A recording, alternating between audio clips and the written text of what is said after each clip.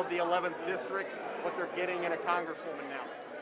Well, first and foremost, tonight couldn't be more exciting for me. The people are going to be getting someone who's committed to public service, not partisan politics, not personal issues, but really speaking to the people's needs that need relief and recovery from this pandemic. So I am going to the halls of Congress with a real mission to get things done.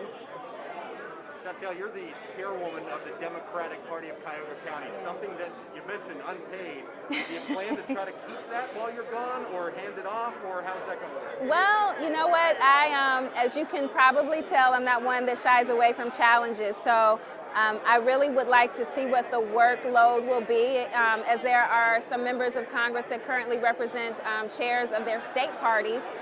Shout out to Robin Kelly and Nakima Williams, respectively, of Illinois and Georgia. And big shout out to Georgia as they flipped their state last year with her in leadership.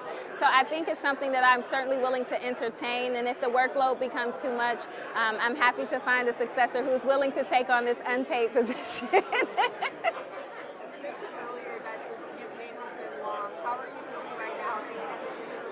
Oh my goodness, relieved, extremely relieved. The biggest hurdle, as many people know, was the primary, but we never took anything for granted. So we've been running, for me, it's just been like a perpetual race. We had the 2020 presidential election, which I did a lot of work as Democratic Party chair.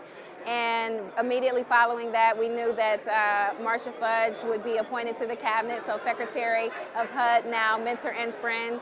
And once that announcement was made, we started going to work, and it's been nonstop ever since. So I am so relieved that the expectations and the outcomes aligned. I never got into this race with the expectation of doing anything other than winning, and by the grace of God, that has been the result. So I'm very excited. When are you heading to D.C.? Tomorrow. So I actually had a conversation today, just a couple hours before I got here, with Chairwoman Beatty. She reached out to let me know that they are excited to receive me. I say, in the spirit of being a Democrat, they've rolled out the blue carpet. Many of them have already been treating me as a peer, and so I'm just looking forward to connecting with them in the gallery and really casting a vote. I think I could be voting as early as Wednesday afternoon or Thursday morning. Oh my goodness, so it's not a short answer, but really continue to focus on the priorities that I campaigned on, which are healthcare, jobs, and justice. And in that justice category, also combating the gun violence that we've been dealing with.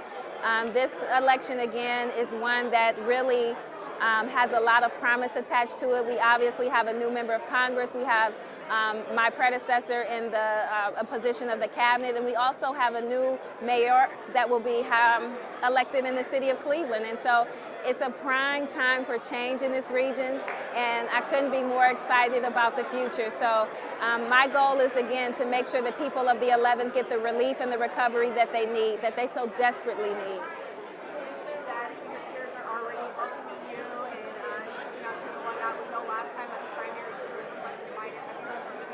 I haven't heard from him yet, but I did. I was told by a couple of folks that I would be receiving a number of calls today from folks in D.C.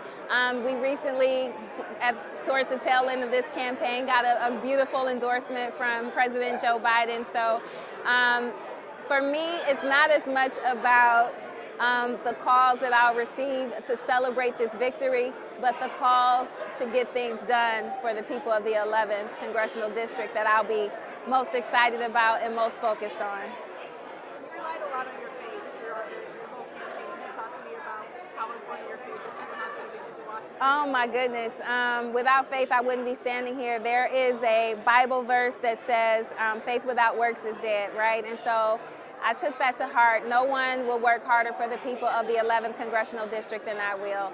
I really know that, again, the timing is such that we have such great opportunity at our fingertips to really make some meaningful change, some impactful change for this region. And so that excites me, but my faith is the thing that has grounded me and kept me focused on serving the people. And without that, like I said, I wouldn't be standing here. You mentioned how long the campaign was. Is it weird that because it's a special election, you're campaigning almost starts pretty soon again to go around. We're going to be back here next year. How do you balance that? So it is not the ideal situation, but as party chair, I have the honor and privilege of campaigning every year for other candidates. If I'm not campaigning for myself, I'm raising money or trying to get out the vote for other candidates on the ballot. So not exactly foreign territory. So I'm up for that challenge. We have to file our petitions in February, and so we'll be back to work, in a few short months. So we don't have long to relish in the victory, but I'm excited about the future. Pretty good? Thank y'all. Thank you.